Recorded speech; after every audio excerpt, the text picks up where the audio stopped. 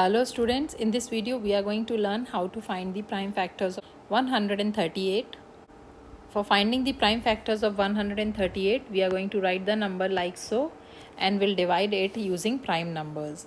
As 138 is an even number, we can easily divide it by first prime number 2.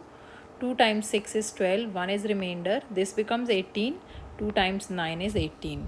Now 69 is an odd number, so we'll use 3 as the divisor for 69 as it is fully divisible by 3.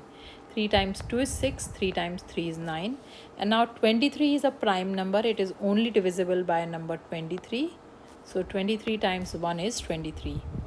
So now we can write 138 as the product of its prime factors, which is 2 times 3 times 23 times 1. These are the prime factors of 138. This is how we find the prime factors using repeated division. I hope this video is helpful. Thanks for watching.